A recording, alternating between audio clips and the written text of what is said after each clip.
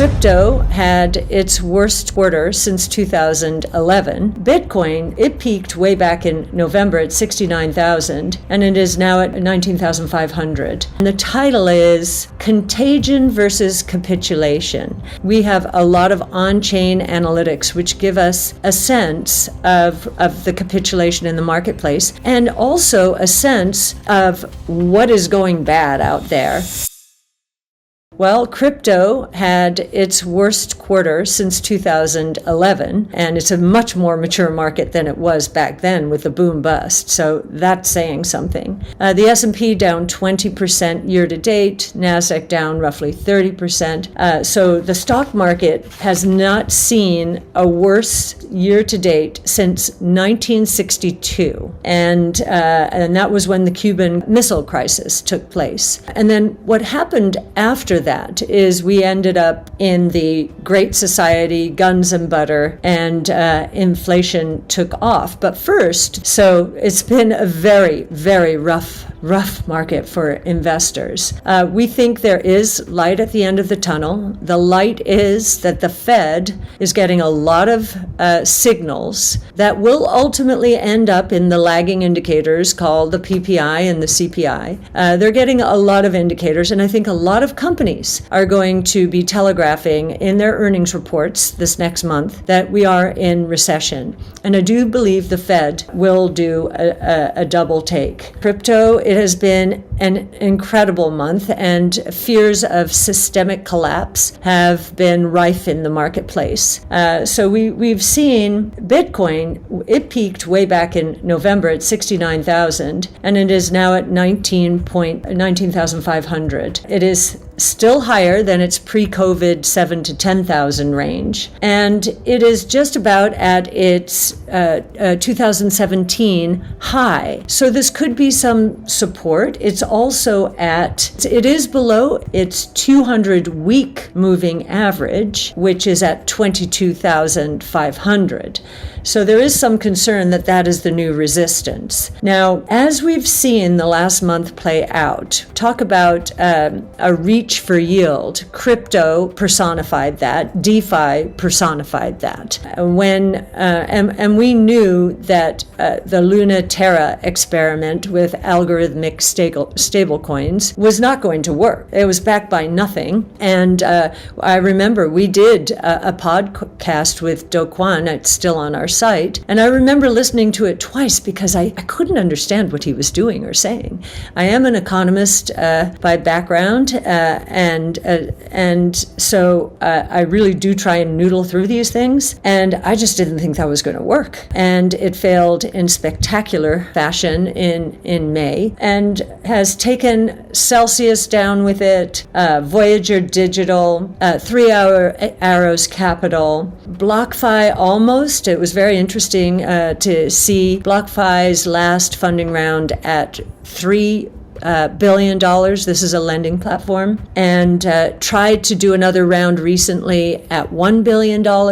He couldn't get it done. And today it seems that FTX is going to buy it out. And the title is Contagion versus Capitulation. And as you know, if you saw our last report, we have a lot of on-chain analytics which give us a sense of the capitulation in the marketplace, and also a sense of what is going bad out there. The transparency in the market, I think, is the reason we've seen a lot of failures very quickly. We have, compared to the opacity in the traditional financial markets, I think the shakeout in crypto has happened sooner and faster than it would have in the traditional financial markets. It's interesting that BlockFi is going to FTX. We know that 2 other platforms or companies, LendN, which is LedN, which is a lending platform in Canada, highly regarded, also seem to be interested, as did, I believe, Morgan Creek. Now, these are people who really know what's going on in DeFi, and if they're willing to step in here, that has increased my confidence to some extent that the systemic risk is diminishing here. With time, we're seeing that each meltdown seems to be a smaller one, not the opposite. So that is giving us some confidence. The only reason I think people are a bit on edge here is technicians, those who really don't follow the crypto markets at all. They're just technicians. They follow equities, bonds. They don't care what these companies do or what kind of fixed income instrument it is. They just have their technicals. And just off the cuff, they will say, well, if it breaks from here, it could go to 11 to 13,000 from this 19.5. And the reason they say that, I can see this on the charts, is that's where there is a huge amount of support, where it peaked a lot of times in a trading range. That said, I will say that I am feeling a lot better about what's going on in the crypto world right now. You'll see our Bitcoin monthly. I would say, we're neutral to positive. We're waiting for a few more capitulation signals. And of course, time will tell on the systemic side here. And we haven't heard of another stress signal in the last few days. So that's good as well. So what I will leave with is what's happened in the crypto market gives you a sense of why it's going to work long run.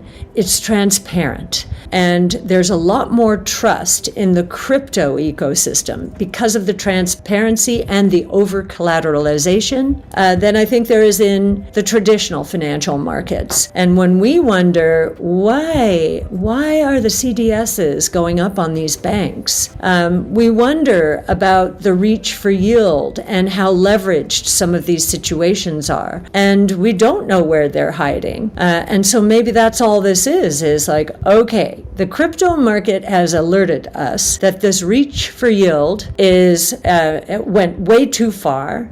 There are too many excesses, too much leverage around it. Hedge funds leveraging 10 to 1 when yields are 2% so that they can reach the returns or their return objectives. Maybe there are some problems out there, and we will find out. But for right now, I'm relieved, number one, that we have so many signals that will get to the Fed in some way, shape, or form, even if they have to wait for the CPI. They will get into the CPI, and that they are suggesting to me that the Fed has already gone too far, and that if it increases rates again, I doubt it'll be 75. Maybe 25 or 50. I even think that will be a bit too much given what's going on out there and given the recession we're in. But at least the numbers, and part of this is downward revisions. Originally, the Fed thought these numbers were very strong, consumption very strong. No, consumption's falling apart. So believe it or not,